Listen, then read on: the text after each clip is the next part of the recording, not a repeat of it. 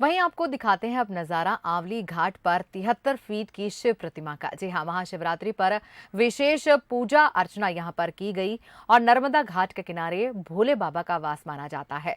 प्रदेश की तीसरी सबसे बड़ी शिवजी की प्रतिमा यहीं पर स्थापित है। तस्वीरें हम आपको दिखा रहे हैं नर्मदापुरम आंवली घाट की, जहां पर 73 फीट की शिव प्रतिमा नंदी प्रतिमा यहां पर स्थापित है। तो महाशिवरात्रि पर यहां पर भी पूजा अर्चना विशेष तौर पर की जाती है। नर्मदा घाट के किनारे भोले बाबा का वास माना जाता है। तो प्रदेश की तीसरी सबसे बड़ी शिवजी की प्रतिमा नर्मदा के इसी घाट पर स्थापित है। तो आंवला घाट पर 73 फीट की शिव प्रतिमा के आप भी घर बैठे दर्शन कर सकते हैं।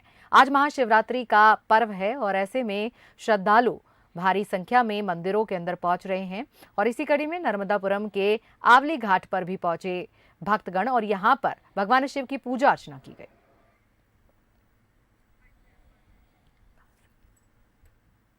और इस पूरी खबर पर हमारे साथ आंवली घाट से जुड़ गए हैं हमारे संवाददाता सूरज शर्मा। उनसे हम बात करेंगे। सूरज, जिस तरह से आप घाट पर मौजूद है, आज सुबह से कितना उत्साह भक्तों में आपको नजर आ रहा है? क्या यहां पर आप देख पाए और महसूस कर पाए आज के इस पावन पर्व पर? हमें बताइए। त्र्यंबकम यजामहे सुगंधि पुष्टिवर्धनम उर्वारुकमंदान मृत्युर्मोक्षमामृतात्। यानी महाकाल बाबा के इस मंत्र के साथ ही एक तरफ जहां जीवनदायिनी नदी नर्मदा नदी है, तो वहीं किनारे पर ही शिवजी की वो भव्य प्रतिमा है जो करीब 71 फीट ऊंची मूर्ति है, जहां से लोग दर्शन करने आते हैं। और माना जाता है कि जिस तरीके से हरिद्वार में हर की पौड़ी है, उसी की तर्ज पर इसको भी विकसित किया गया है। खास तौर से यहाँ पर 2 गार्डन है। नर्मदा नदी की गहराई की बात करें तो करीब 80 फीट यहाँ पर नर्मदा जी की गहराई है। कुछ लोग भी यहाँ पर घूम रहे हैं, उनसे बात करेंगे। एक भव्य प्रतिमा है नर्मदा किनारे, तो कितना उत्साह होता है खासतौर से शिवरात्रि पर आप लोग दर्शन करने आते हैं? हाँ, हम तो मेन शिवरात्रि के लिए ही आए हैं और इतनी बड़ी मूर्ति है शिव जी की, तो बहुत अच्छा लग रहा है देख के।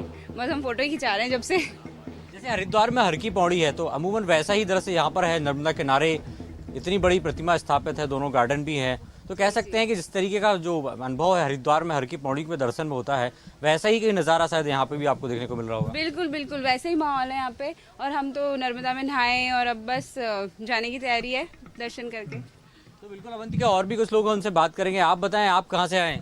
मैं भोपाल से आया हूँ और मैं बताऊँ आपको, ये आंवली जो घाट है इसका बहुत ही ऐतिहासिक महत्व है। और जो कि आप पीछे मेरे प्रतिमा देख रहे हैं, ये 71 फीट ऊंची प्रतिमा है और मध्य प्रदेश की तीसरी सबसे बड़ी प्रतिमा है।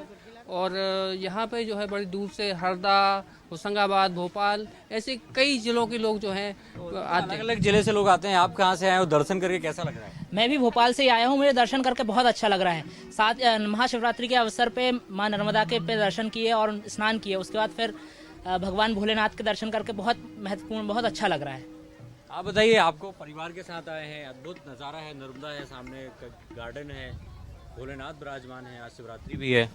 जय महाकाल। बहुत ही आनंद मिल रहा है यहाँ पे। इतना सोचा नहीं था इतना शीघ्र समय में यहाँ पे इतना अच्छा इंफ्रास्ट्रक्चर तैयार हो जाएगा। सरकार ने बहुत अच्छा कार्य किया है। और मैं काफ़ी समय बेंगलोर में काम करते हैं हम, तो वहाँ पे देखे इतने अच्छी मूर्तियाँ, महाकाल की इतनी अच्छी मूर्ति है, इतना अच्छा अनुभव बिल्कुल महाशिवरात्रि के। बिल्कुल अपने सहयोगी से कहूँगा कि वो भव्य प्रतिमा के दर्शन भी उन दर्शकों को कराए जो सुबह से ही ये सास में हुए हैं और अलग अलग मंदिरों के दर्शन कर रहे हैं, चाहे भोले बाबा बाबा महाकाल के हों, ओमकारेश्वर के हों या अलग अलग स्थानों के हों। 71 फीट ये जो मूर्ति आपको नजर आ रही है, दरअसल इसका एक पुरातत्व महत्व भी है कि जिस तरीके से नर्मदा तट यानी आंवली घाट पर एक पौराणिक महत्व माना जाता है कि ये कहा जाता है कि जब पांडव अज्ञातवास में थे उस दौरान वह यहाँ पर आए थे और जो 5 पांडव हैं उनमें से भीम ने इच्छा जाहिर की थी कि वो नर्मदा नदी के साथ विवाह करना चाहते हैं, लेकिन मां नर्मदा ने उनके सामने एक शर्त रखी थी कि यदि वो एक रात में उनके बहाव को बदल देंगे तो वो उनसे विवाह कर सकती हैं। लेकिन भीम ने शर्त पूरी करने के लिए नर्मदा के जो पहाड़ के टुकड़े बिछा कर बहाव मोड़ने की कोशिश की, लेकिन सुबह हो गई और शर्त पूरी नहीं हो पाई। शायद यही वजह है कि इस नर्मदा नदी के बीचों बीच जो बड़े बड़े पत्थर हैं, जो पत्थरों का एक पहाड़ बना हुआ है, वह वही किंवदंती है कि भीम ने किस तरीके से रात भर पत्थर बिछा कर मां नर्मदा नदी का बहाव मोड़ने की कोशिश की थी। शायद यही वजह है कि पहला ऐसा घाट है जहां पर यह नज़ारा सामने आता है कि नर्मदा नदी में पत्थर बिछे हुए दिखते हैं। एक मनोरम दृश्य है और जो मूर्ति आप देख रहे हैं वो काफ़ी अद्भुत है। 71 फीट की मूर्ति, यानी प्रदेश की तीसरी ऐसी बड़ी मूर्ति है जो यहाँ पर दिखाई देती है। पहली यदि बात करें तो ओमकालेश्वर में है जो सबसे बड़ी है, 81 फीट की है। दूसरी की बात करें तो जो सागर के पास खुरई है वहाँ पर एक प्रतिमा है, और तीसरी सबसे बड़ी प्रतिमा है वो ये है जो आप दर्शक देख सकते हैं। सामने नंदी महाराज विराजमान है, लोग आते हैं, पूजन अर्चन करते हैं। एक भव्यता इस स्थान की अलग ही हो जाती है।